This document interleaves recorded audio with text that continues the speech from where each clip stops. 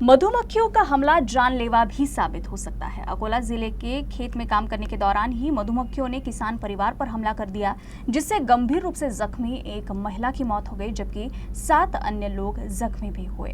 यह घटना बार्शीटाकली तहसील के काजलेश्वर गांव की है।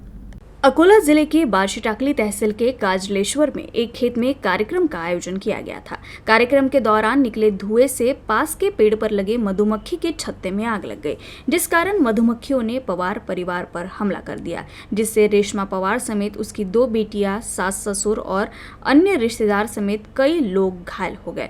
घायलों में रेशमा पवार की हालत गंभीर थी। उसे अकोला के सरकारी अस्पताल में भर्ती कराया गया। हालांकि इलाज के दौरान उसकी मौत हो गई, जबकि मधुमक्खियों के हमले में घायल हुए अन्य लोगों का इलाज चल रहा है और सभी की हालत स्थिर बताई जा रही है।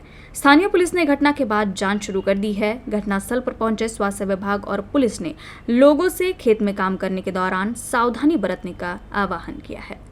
आज शेतात गेलो असता 5-6 बाया होत्या आणि तिथं काही पूजापाठ करायचा होता। त्या हिशोबाने त्यांनी थोडासा अगरबत्ती वगैरे लावली तिथं आणि अचानक एक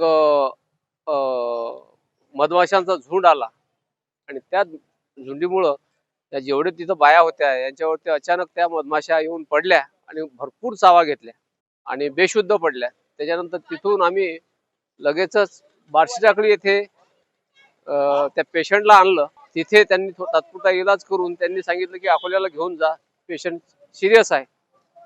आणि इथं आल्यानंतर जास्त त्रास झाला आणि आकस्मिकरित्या त्यांचा मृत्यू झाला। त्याच्यासोबत जवळपास 3 जण घायल आहेत आणि त्यांचे 2 छोटे छोटे मुलं पण आहेत।